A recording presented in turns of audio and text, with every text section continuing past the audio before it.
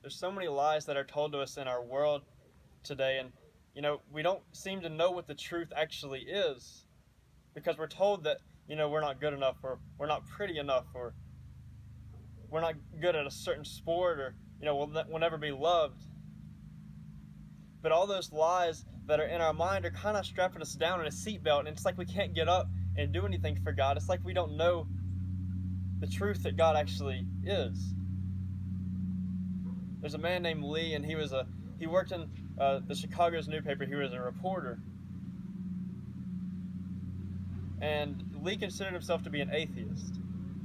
But his wife came home one day and said that she had accepted Christ, and he didn't really know how to respond to that, because when he married his wife, he married this lady that he could just go out and do whatever he wanted to with, and now he figured that she was just going to be in constant prayer and in soup kitchens, trying to help other people out and always be in church.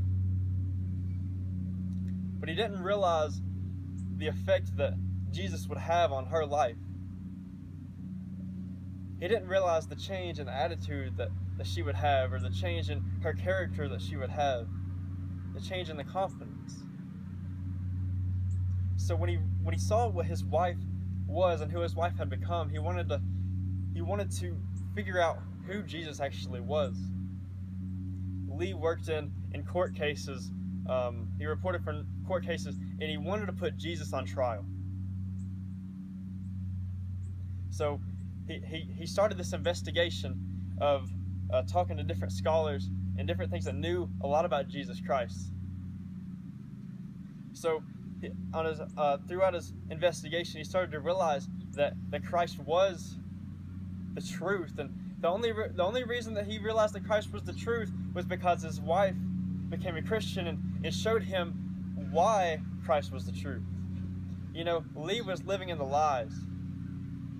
He was living in the lies that Jesus wasn't real. And then his wife came in and intervened and changed his whole mindset and perspective of who Jesus was. And now Lee Strobel is a New York Times bestseller. We can kind of relate that to David and Bathsheba. David was on top of his palace, and he looked across and saw Bathsheba bathing, and he looked at her lustfully. And he sent servants out to bring back Bathsheba back to him. And at the end of the story, Bathsheba became pregnant. So the issue is that Bathsheba already had a husband. So they brought back her husband back from war. They sent servants out to get Uriah, to bring him back, and David had many tries to get to get Uriah to sleep with his wife again, but he wouldn't. So he sent him back out on the main lines, and got him killed. So David tried to cover up the lies. He tried to cover up the fact that he slept with Bathsheba, another man's wife. He tried to cover up the lie that he got her pregnant. He even tried to cover up the lie that he sent Uriah out to get killed. And in 2 Samuel 12, verse 9, in 2 Samuel 12, the Lord sent Nathan to David. And in verse 9, David said this: "Why did you despise the word of the Lord by doing what is evil in his eyes? You struck down Uriah the Hittite with a sword and took his wife to be your own. You killed him with your sword of the Ammonites." Later on in verse 13, David realizes, and it says, "Then David said to Nathan, I have sinned against the Lord."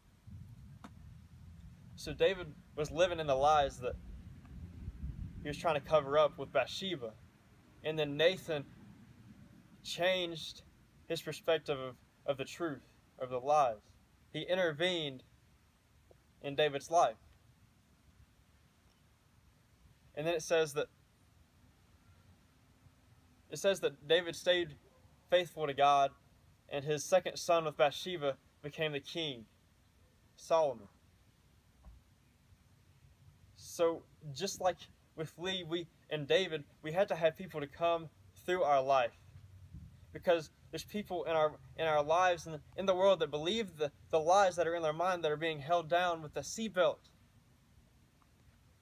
And we had to have someone, sometimes we had to have people that will come in and change our life. We have to have people that come in and change our perspective on the lies that are being told to us and believe that Christ is the truth. So what's it going to take for you to be able to unbuckle that seatbelt and believe the truth of God?